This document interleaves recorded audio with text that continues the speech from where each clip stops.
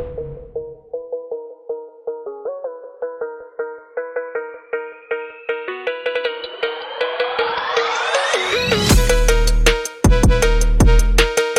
មគោរពនឹងជំរាបសួរអតិថិជនដែលកំពុងតាមដានទស្សនាវីដេអូនេះទាំងអស់គ្នាថ្ងៃនេះផងដែរខ្ញុំសូមណែនាំនៅប្រភេទម៉ាស៊ីនភ្លើង inverter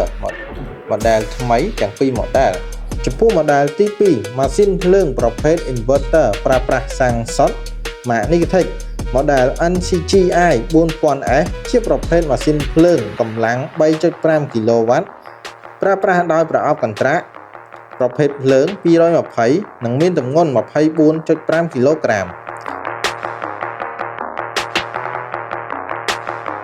យើងអាចប្រើប្រាស់បានជាមួយនឹងឧបករណ៍ដូចជា motor ស្វានបុក 3 តង់កម្លាំង 900 វ៉ាត់ motor ស្វាន 13 លីកម្លាំង 900 វ៉ាត់ motor កាត់ដែក 1 ទឹកកម្លាំង 900 វ៉ាត់និងប្រភេទ motor កាត់ដែក 3 ទឹកកន្លះកម្លាំង 2200 វ៉ាត់ក្នុងពេលតែមួយ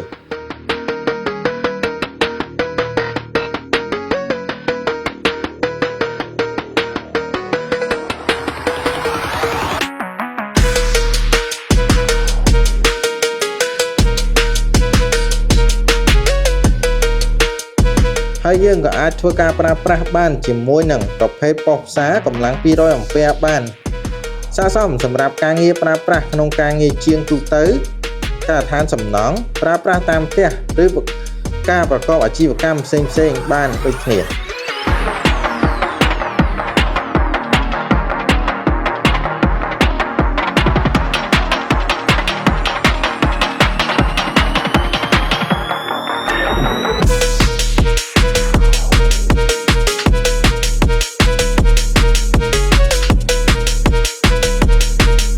ផលនេះក៏ថាយើងក៏មានបន្ថែមទៅលើការធានារយៈពេល6ខែនិង1ឆ្នាំទៅលើគ្រឿងបន្លាស់ទៅតាមប្រភេទផលិតផលនីមួយៗ